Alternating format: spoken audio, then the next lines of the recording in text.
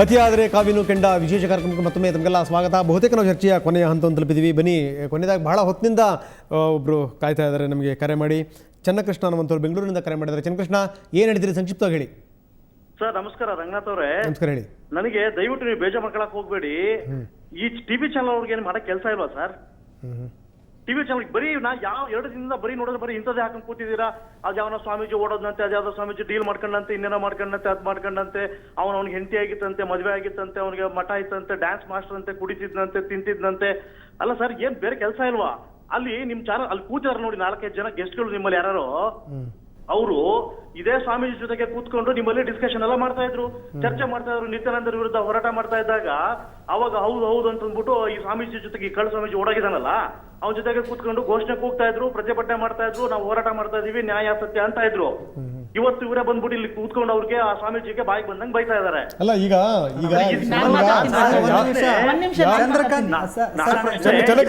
ಚಂದ್ರಕೃಷ್ಣ ಅವರೇ ಒಂದ್ ನಿಮಿಷ. ಋಷಿಕುಮಾರ್ ಸ್ವಾಮೀಜಿ ಅವತ್ತು ಭಾರಿ ನಿಯತ್ತಿಂದ, ಭಾರಿ ನಿಷ್ಠೆಯಿಂದ, ಭಾರಿ ಪ್ರಾಮಾಣಿಕದಿಂದ ನಮ್ಮ ಜೊತೆ ಇರೋ ಕಾರಣಕ್ಕಾಗಿ ಅವರೊಟ್ಟಿಗೆ ನಾವು ಇತ್ಕೊಂಡು ಹೋರಾಟ ಮಾಡಿದ್ದೀವಿ. ಇವತ್ತು ಸಮಾಜದಲ್ಲಿ ಆಗ್ಬಾರ್ದಂತ ಘಟನೆಗಳು, ಮಾಡಬಾರ್ದಂತ ಕೆಲಸಗಳನ್ನ ಮಾಡಿದ ಕಾರಣಕ್ಕಾಗಿ ಇವತ್ತು ಅದನ್ನ ಖಂಡಿಸ್ತಾ ಇದ್ದೀವಿ. ನಿಮ್ಗೆ ಕೇಳ್ತಾ ಇದ್ದೀನಿ, ಅಲ್ಲಲ್ಲ, ನೀವು ಮಾತಾಡೋ ಪ್ರಶ್ನೆ ಇದೆಯಲ್ಲ, ನೀವು ಕೇಳಂತ ಮಾತಿದೆಯಲ್ಲ, ನಮ್ಮ ಜೊತೆಲಿ ಬಂದು ಅವ್ನು ಕೂತ್ಕೊಂಡಿದ್ದೆ ಹೊರತು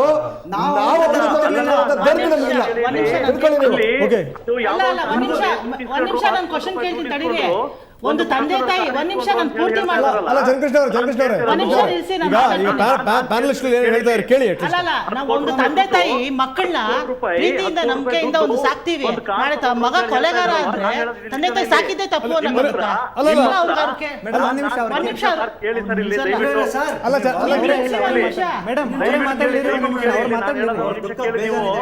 ಅಲ್ಲಲ್ಲ, ಹೇಳ್ತೀನಿ ಕೇಳಿ.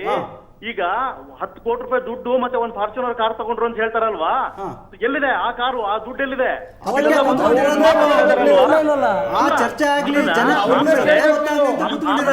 ಆ ಸ್ವಾಮೀಜಿ ಯಾರು ಮಾಡ್ತಾರೆ ಕೆಲಸ ಏನ್ ಮಾಡಿದ್ದಾರೆ?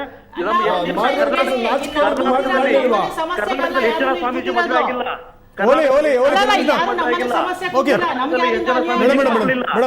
ಚಂದ್ರಕೃಷ್ಣ ಅವರೇ, ಸಮರ್ಥನೆ ಮಾಡ್ತಾ ಇದ್ದೀರಾ ನೀವು ಇದನ್ನ?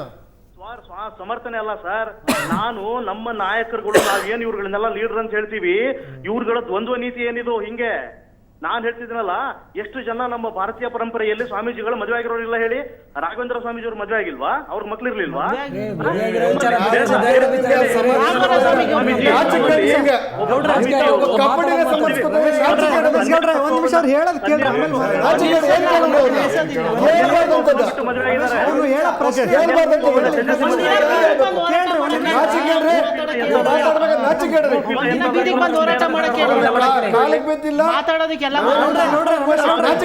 ನಾವೇನು ಸಪೋರ್ಟ್ ಮಾಡ್ತಾ ಇಲ್ಲ. ನಮ್ಗೆ ಆ ಸ್ವಾಮೀಜಿ ಕಳ್ಳನ ಮಗ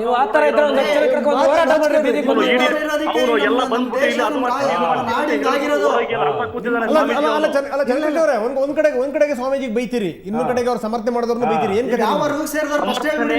ಸರ್ ದಯವಿಟ್ಟು ಕೇಳಿ, ಇಲ್ಲಿ ದಯವಿಟ್ಟು ಕೇಳಿ. ನಾನು ಸ್ವಾಮೀಜಿನ ಸಮರ್ಥನೆ ಮಾಡ್ಕೊಳ್ತಾ ಇಲ್ಲ. ಅವನು ನೀವು ಮಾಡ್ಕೊಳ್ತಾ ಇದ್ದೀರಲ್ಲ. ನಾವು ಅವ್ರ ಜೊತೆ ಕುತ್ಕೊಂಡಿರ್ಲಿಲ್ಲ, ಅವರು ನಮ್ ಜೊತೆ ಕುತ್ಕೊಂಡಿದ್ರು.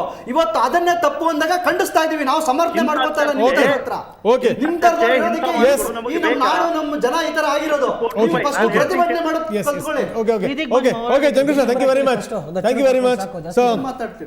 ಯಾರು ತಪ್ಪು ಮಾಡಿದ್ರು ಕೂಡ ಆರಂಭದಿಂದ ಹೇಳ್ತಾ ಇದೀನಿ, ಅದು ತಪ್ಪೇನೆ. ಕೆಲವು ಸಂದರ್ಭಗಳಲ್ಲಿ ಪರವಾಗಿ ನಿಂತಿರ್ತಾರೆ, ಯಾಕಂದ್ರೆ ನಿಂತವ್ರು ಅಂತ ಗೊತ್ತಿರಲಿಲ್ಲ. ಯಾಕಂದ್ರೆ ಪಾಟೀಲ್ ಹೇಳಿದ್ರು ನಾವೆಲ್ಲ ಸಮರ್ಥನೆ ಮಾಡಿದ್ವಿ, ಯಾಕಂದ್ರೆ ಅವ್ರು ಏನು ಎತ್ತ ಅಂತ ಗೊತ್ತಿರಲಿಲ್ಲ ನಮಗೆ ಅಂತ. ಈಗ ಗೊತ್ತಾಗಿದೆ ಅಂದಮೇಲೆ ಅವ್ರನ್ನ ಸಮರ್ಥನೆ ಮಾಡುವಂಥ ಪ್ರಶ್ನೆನೇ ಇಲ್ವೇ ಇಲ್ಲ ಅನ್ನುವಂಥದ್ದು. ಕೊನೆಯದಾಗಿ ಏನು ಹೇಳ್ತೀರಿ ತುಂಬ ಸಂಕ್ಷಿಪ್ತವಾಗಿ?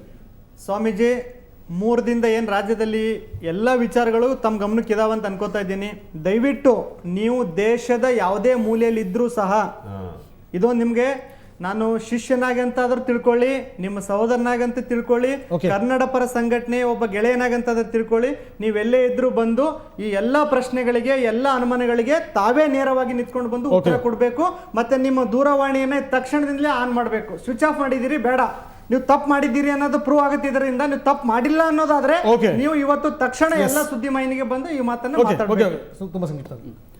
ದಯವಿಟ್ಟು ನಾವು ಹೇಳೋದು ಇಷ್ಟೇ, ನೀವು ಜನಗಳು ನಾವು ಒಳ್ಳೇದಕ್ಕೆ ನಿಂತ್ಕೊಂಡಿರೋದು, ಸಂಘಟನೆಗಳಂದ್ರೆ ಬೇರೆ ರೀತಿ ಮಾತಾಡಲಿಕ್ಕೆ ದಯವಿಟ್ಟು ಯಾರು, ನಾನು ಫಸ್ಟ್ ಪ್ರಪ್ರಥಮವಾಗಿ ಕೈ ಮುಗ್ದು ಹೇಳಿದೆ ಅಷ್ಟು ಜನಗಳಿಗೆ, ಯಾರೇ ತಪ್ಪು ಮಾಡಿದ್ರು, ಯಾರೇ ಸ್ವಾಮೀಜಿಗಳಾಗಲಿ ಮತ್ತೊಬ್ಬರಾಗಲಿ ನಾವು ಪ್ರತಿಭಟನೆ ಮಾಡೇ ಮಾಡ್ತೀವಿ.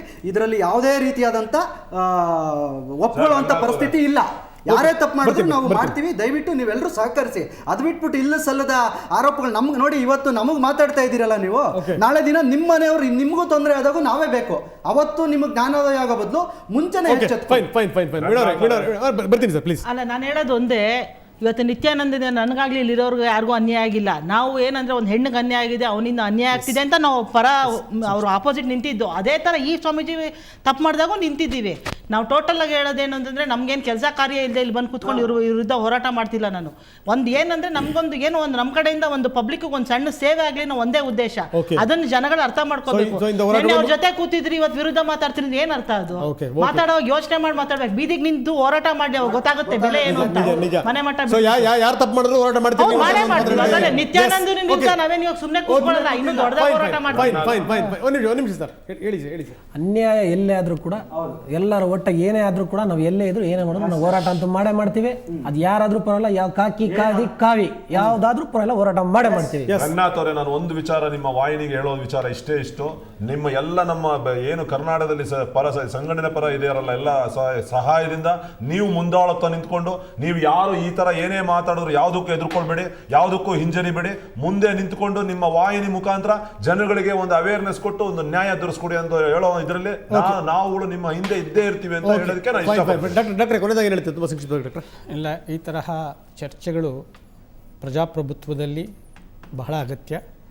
ವಿಶೇಷವಾಗಿ ಆಧ್ಯಾತ್ಮಿಕ ಚಿಂತನೆಗಳು ದಾರಿ ತಪ್ತಾ ಇರುವಂತಹ ಸನ್ನಿವೇಶದಲ್ಲಿ ಇವುಗಳು ಮಾರ್ಗಸೂಚಿ ಆಗಬಹುದು, ವಿಚಾರ ವಿನಿಮಯ ಅತ್ಯಗತ್ಯ ಅಂತ ನನ್ನ ಭಾವನೆಯಲ್ಲಿ. ಕೊನೆಯದಾಗಿ ರಮೇಶ್ ಕೊಟ್ರೆ,